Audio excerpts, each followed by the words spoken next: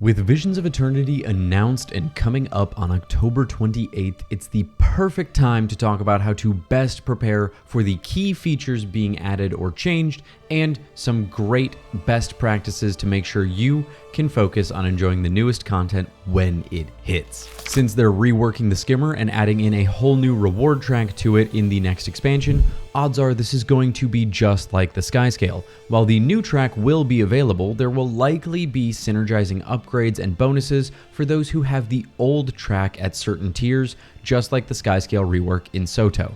So, you newer players are going to want to make sure you head into Path of Fire and fully finish unlocking your skimmer masteries so you can enjoy all of the new possible perks coming to us. You'll need 22 mastery points completing the Path of Fire story and the achievement Finding Sibaha to finish it fully. Now that we've helped the new players, let's talk about the biggest endgame update. Fashion. Specifically, we're now going to be getting fashion templates that function very similarly to gear templates, apparently, allowing us to save our aesthetic at long last. So, this is a great time to plan out any outfits you want and go get yourself some shiny new cosmetics for some new ones, because it's even easier than ever to make use of them soon. In case any newer players aren't aware, if you go to the bank or any crafting storage, you can see all the cosmetics in-game listed in the wardrobe tab that you can try on, and then /wiki and then shift click them to open up the wiki on how to get it.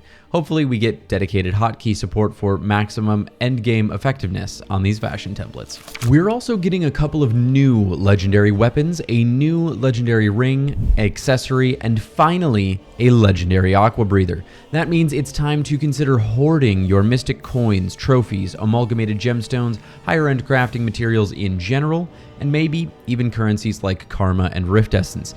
Even if you're not looking to craft these things right away or at all, materials needed for legendary crafting trend upwards once the recipes come out, as people race to craft them as soon as possible. So you can increase your profits if you were planning on selling them anyway, and all you have to do is just hold on to them. It's unclear right now whether some of these legendaries may be fully available as soon as the expansion releases and more become available over time, or if we'll be waiting until the full release is done to work on them.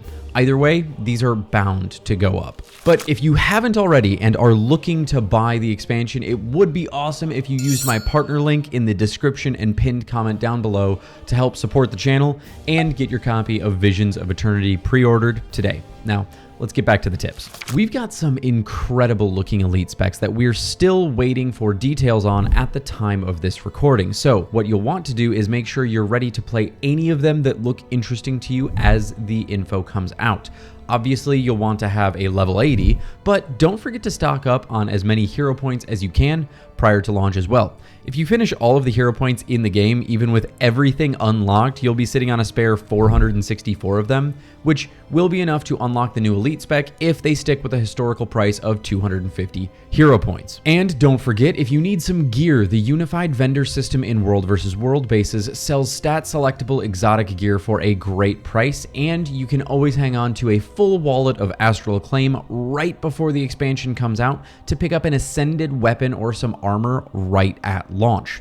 Or, you know, any spiffy cosmetics instead. Any of your characters you think you'll want to use in the new expansion, make sure you park them in your homestead beforehand for a nice big bonus XP buff going into the expansion to help max out your mastery progress along the way. Okay, look, some of your guys' inventories are scary, okay? Great time to clear up your inventory prior to the expansion. If you got the Ultimate Edition of the expansion, maybe consider using some of those 4,000 gems for more bank slots or something. I don't know. You can always wiki search your items if you're unsure that you can safely get rid of them.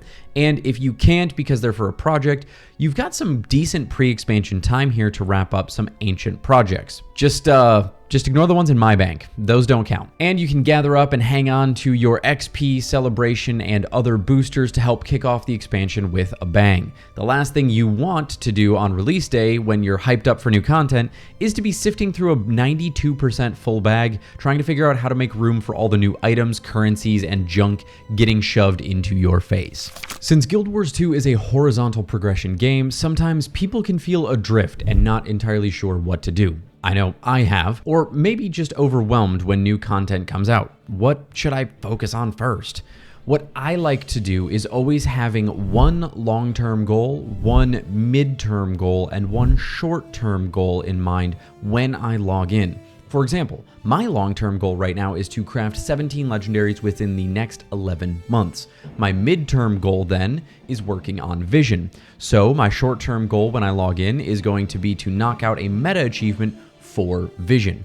I also like to have a few different goal lists in mind, like a more casual PvE goal or a more intense world versus world or PvP goal in mind, in case I'm just not feeling like a certain goal in a day. But keeping a few very specific long-term goals in mind can help you feel like you're making progress and know what you want to do when you sit down. I also like to plan out what my next short-term goal will be when I log in before I log out.